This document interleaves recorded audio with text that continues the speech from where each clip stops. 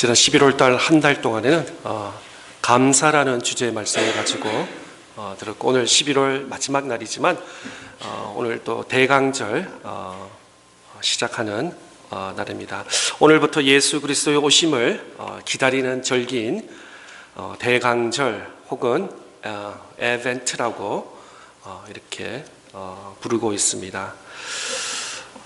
대강절은 뜻은 온다는 come, 아니면 도착 arrive, 그런 의미를 말씀을 가지고 있습니다.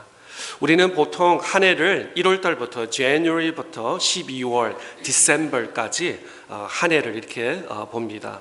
근데 우리 교회력 Church Calendar에서는 오늘 같으면 이제 11월 마지막, 보통 12월 첫째 주가 될 텐데 12월부터 그 다음 연도 Thanksgiving까지, 이래서 교회 연도가 그렇게 정해지는 것입니다.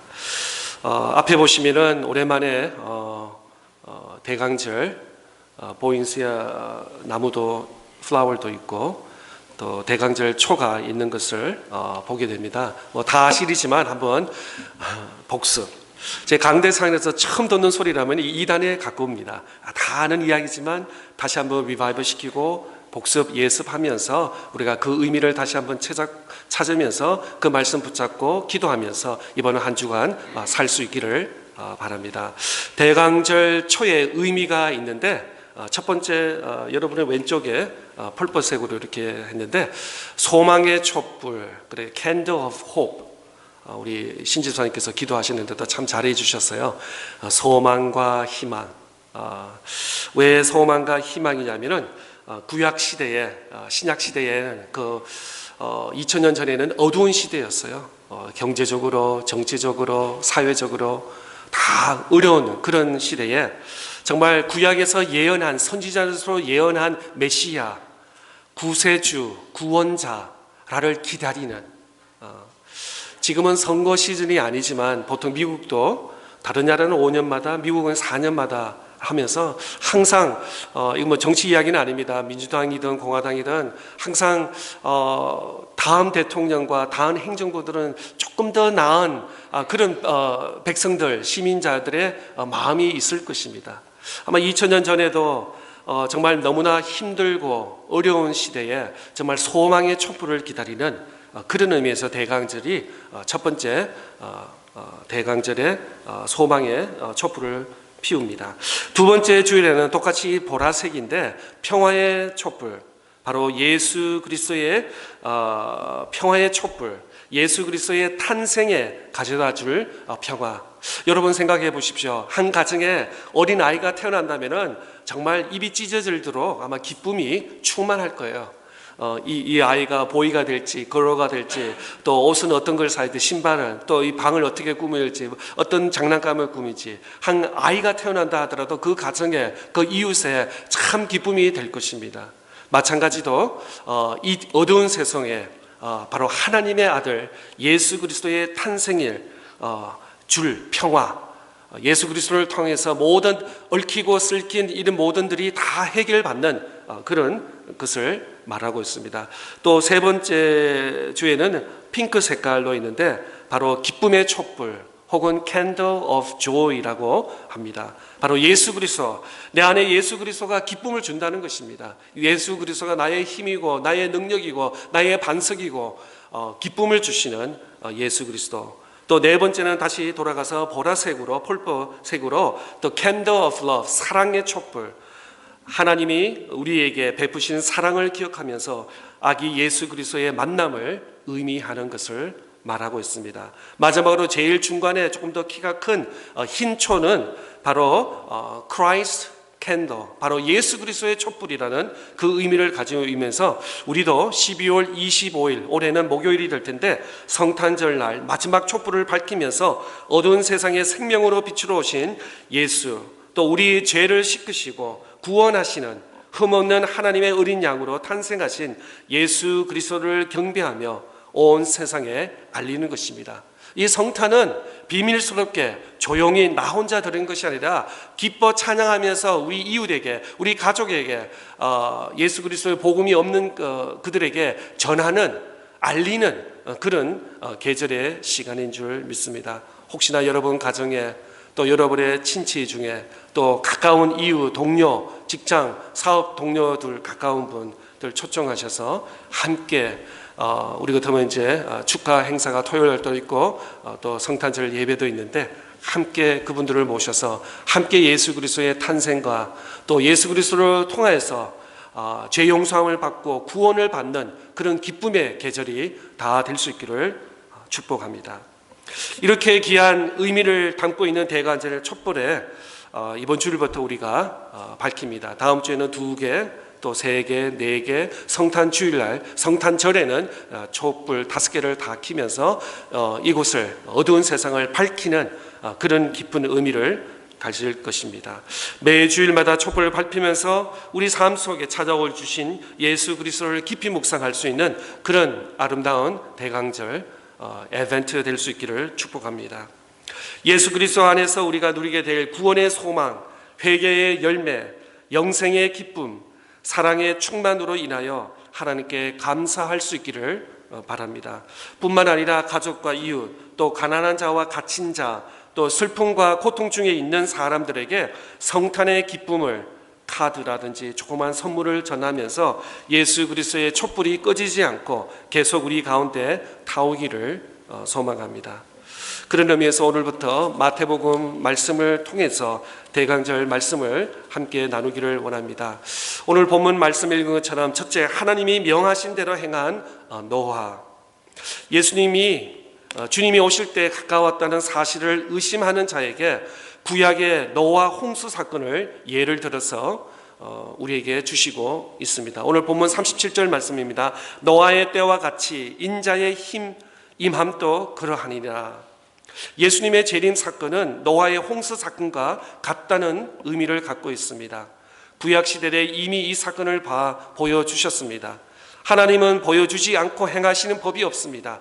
하나님께서 심판하시는데 갑자기 서든리 아무 예고 없이 하시지 않고 예언자를 통해서 선지자를 통해서 늘 하나님께서는 말씀하시는 하나님인 줄 믿습니다. 오늘 본문 38절 39절 말씀입니다. 홍수 전에 노아가 방주에 들어갔던 날까지 사람들이 먹고 마시고 장가들고 시집가고 있으면서 홍수가 나서 그들을 다 멸하기까지 깨닫지 못하였으니 인자의 임함도 이와 같으니라. 노아 사건이 왜 중요한가 하면 종말에 주님이 오시는 것과 너무나 흡사하기 때문에 그런 것입니다. 우리는 이 노아 홍수 사건을 눈을 뜨고 마음을 열고 성령의 도우심을 받으면서 알아가야 합니다. 노아는 어떤 사람이었습니까? 창세기 6장 8절의 말씀에 보면 이렇게 기록되어 있습니다. 그러나 노아는 여호와께 은혜를 입었더라. 창세기 6장 8절의 말씀에 보면 노아를 가리켜서 하나님께 은혜를 받은 자다, 받은 사람이다 라고 기록하고 있습니다. 지금 또 그리스도인들도 마찬가지지만 예수님을 믿지 않는 사람도 가끔가다 대화 속에서 말세다 내가 경험하지 못하고 이렇게 사회와 어떤 세상이 이렇게 악할 수 있을까, 정말 보지도 못하고 듣지도 못한 이런 뉴스들을 보면서 그리스도인들이 아니라 하나님과 아무 관계없는 사람들도 말세다 하는 그런 소리를 듣는데, 수천 년 전에 노아 시대도 아마 그런 것 같습니다. 악한 세대, 정말 사람들이 자기 행하고 싶은 대로 행하는 정말 죄와 악이 충만한 그런 시대에 그래서 하나님은 할 수 없이 노아 시대에 물로 심판할 수밖에 없었던 것입니다. 왜 하나님은 물로 심판하셨습니까? 왜냐하면 하나님은 거룩하신 하나님이기 때문에. 하나님이 이 우주 만물을 말씀으로 창조하셨는데, 그러나 하나님의 형상으로 입은 사람들, 인간들은 하나님의 말씀을 순종하지 않고 자기 멋대로, 자기 마음대로 행하기 때문에 거룩하신 하나님은 할 수 없이 물로 인간 온 인류를 심판할 수밖에 없었습니다. 그런데 그런 가운데 하나님께서 특별히 눈을 뜨면서 노아와 그의 가정을 발견하게 되었던 것입니다. 창세기 6장 18절 말씀에 이렇게 기록되어 있습니다. 하나님이 노아에게 이르시되 모든 혈육 있는 자의 포악함이 땅에 가득하므로 그 끝날이 내 앞에 이르렀으니 내가 그들을 땅과 함께 멸하리라. 노아의 사건의 중요한 것이 무엇이냐 하면은 노아가 여호와께서 자기에게 명하신 대로 행하였다는 것입니다. 노아는 하나님께서 말씀하시면서 그것을 이성에 맞든 내 생각과 나의 경험에 맞든 틀리든 내가 혹시 이 일을 통해서 손해를 받을지 아니면 사람들에게 어떤 손가락질을 당하고 이런 것을 신경 쓰지 않고 하나님의 말씀이면 하나님 말씀 그대로 순종한 노아인 것을 보게 됩니다. 누가 의인이냐 하면은 선한 사람, 자기대로 착한 일을 한 사람이 선한 사람이 아니라 하나님의 말씀대로 신뢰하는 사람이 의인이다, righteous, 의인이라고 말씀하고 있는 것입니다. 그런데 또 문제가 있었습니다. 노아에게 요즘 말로 하면은 황당하다. 여러분 가끔가다 황당한 뉴스를 보죠. 황당한 말을 듣죠. 이전에 이런 것을 들어보지도 않았고 보지도 않았는데 정말 말이 되지 않습니다. 앞뒤가 맞지 않는 그런 세대. 가끔가다 여러분 장을 보러 가시면은 에그라든지 토마토 뭐 이런 것이 막 그냥 어제는 1불이었는데 그 다음 날이 2불이고 또 3일 후에 갔더니 또 3불이고 정말 종잡을 수 없는 그런 시대에 우리가 뭐 모든 물건이 다 그렇지는 않지만 정말 장보기가 참 좀 어려운 시대에 우리가 있는 것을 보게 됩니다. 저도 미국에 오래 살면서 정말 저는 경제적인 걸 잘 몰라요. 그런데 그 어떤 물건이 프라이스가 1년이 지나고 10년이 지나고 20년이 지나고 똑같아요. 그럴 때 제 마음속에 아닌데 뭔가 조금씩은 인플레이션에 대해서 올라가야 된다는 그런 마음은 있었어요. 그런데 요즘에 지난 4, 5년 동안에는 너무나 많은 빅 인플레이션, 큰 인플레이션이 있어서 정말 각 가정들마다 생활이 힘든 그런 것을 보게 됩니다. 노아에게 하나님께서 명령이 떨어지는데 노아에게도 너무나 황당한 그 자체였습니다. 하나님께서 때로는 황당하실 때가 있을 때가 있습니다. 아니 어떻게 보면은 커블 투 커블 성경 구약과 신약의 말씀에 보면은 우리의 어떤 논리와 우리의 어떤 경험을 비춰서는 정말 말이 안 되는 말씀이 너무나 많은 것을 우리는 발견하게 됩니다. 노아에게 하나님께서 말씀하시는데 배를 지으라고 말씀하셨습니다. 그런데 그도 작은 배가 아니라 한 가족만 싣을 수 있는 가격이 아니라 아주 큰 배, 농구장 한 20배의 사이즈가 바로 노아 방주라고 합니다. 아마 수년 전에 우리 교육부 학생들이 교사님들하고 노아 아크 방주를 가신 경험이 나고 또 우리 제자 성경 훈련반에서도 몇 년 전에 우리가 1박 2일 이렇게 다녀온 경험이 있는 거로 알고 있는데 정말 기회가 되면 한 번 더 가고 싶은 마음이 제 마음에 있습니다. 너무나 성경에서 그냥 창세기 6장에서 그냥 문서적으로 읽는 거와 직접 눈으로 보는 것, 그 사이즈를 보면서 정말 광대하고 정말 하나님의 그 말씀이 살아 역사하시는 그런 경험을 보게 되었습니다. 노아에게 하나님께서 말씀이 떨어졌는데 이 방주 큰 배를 어디다 지으려냐면은 물가 옆에, 호수가 옆에, 강가 옆에, 바다 옆에를 지으라는 것이 아니라 바로 산에다 지으라는 황당한 말씀이 떨어졌습니다. 축구장 길이보다도 더 깁니다. 아니 농구장 20배의 사이즈에는 어마어마한, 그런데 배를 바다에 지어야 되는데 산에다 지으라는 정말 엄청난 말이 되지 않습니다. 이전에도 그렇고 이후에도 이런 것을 보게 되는 것입니다.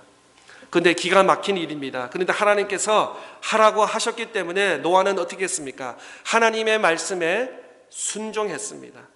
그것도 1년, 2년이 아니라 120년 동안 하나님의 말씀에 순종한 노아입니다. 이것이 바로 믿음이라고 말할 수 있습니다. 믿을 수 있는 것을 누가 못 믿겠습니까? 예를 들어서 기초적인 수학 1 더하기 1은 2다. 이거는 믿음이 필요하지 않습니다. 그냥 초등학교 수준만 있으면 1 더하기 1은 2다는 것이 밤이든 낮이든 피곤하든 뭐 뉴욕에 갔든 플로리다 갔든 어디 가서도 1 더하기 1은 항상 동일하게 2인 것입니다. 이것을 믿는다고 해서 믿음이 크다고 우리는 말할 수 없습니다. 바랄 수 없는 것을 바라는 것, 믿을 수 없는 것을 믿는 것을 가지고 믿음이라고 말합니다. 하나님께서 노아에게 방주를 지으라고 말하였습니다. 그런데 물가 옆에, 바다 옆에 지으라고 말씀하지 아니하고 산 중투미에 지으라는 그 말씀.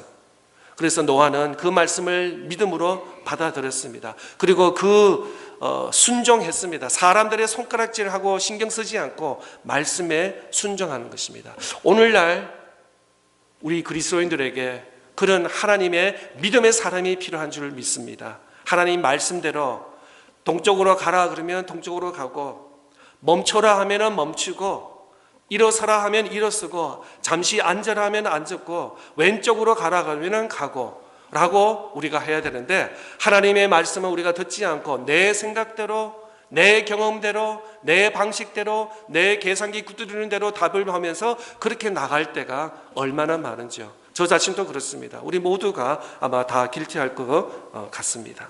두 번째로, 끝까지 하나님의 말씀을 믿은 노아. 한 번 믿은 것이 아니라 1년, 2년, 3년, 100년, 120년 동안 끝까지. 우리는 하나님 말씀하면 하나님에 대한 말씀의 어떤 존경심을 표현해서 우리가 그래, 하루, 일주일, 한 달, 두 달은 믿어요. 그런데 우리 눈에 나타나지 않으면은 아닌가 봐 하면서 그 말씀을 의심하면서 이제 서서히 말씀의 불순종에, 말씀을 포기하는 그런 우리의 자신을 바라보게 되는 것입니다. 우리는 두 그룹의 사람을 보게 됩니다. 먼저 노아, 그의 가족입니다. 그들은 왜 구원을 받았습니까? 첫째, 그들은 심판을 믿었습니다. 하나님께서 물로 인류를 심판하신다는 그 말씀을 노아와 노아의 가정을 믿었습니다. 하나님께서 세상을 물로 심판하시겠다고 하실 때 노아는 그 말씀을 믿었습니다. 우리 사랑하는 성도 여러분, 예수님이 오신다는 것을 믿습니까? 아멘. 언제, 어떻게, 어떤 형식으로 오는 것은 아무도 몰라요. 하나님만 아십니다. 그러나 예수님이 오신다는 것은 우리가 믿음으로 고백할 수 있기를 바랍니다. 노아 때도 물로 심판하는 것처럼 이 마지막 시대에 하나님의 의의 심판을 하신다고 성경의 말씀에 기록되어 있습니다. 노아는 성령 받은 그리스도인의 상징입니다. 그가 어떻게 방주를 지을 수 있었습니까? 하나님의 말씀을 믿었기 때문에, 심판의 사실을 믿었기 때문에 그는 힘들지만 사람들의 조롱과 손가락질을 당하면서 그 방주를 물가 옆에 지은 것이 아니라 바로 산중통에 끝까지 하나님을 믿었다는 것이야. 사람과 어떤 그 시대의 사람들의 어떤 형식을 믿은 것이 아니라 하나님의 말씀을 절대 믿었다는 것입니다.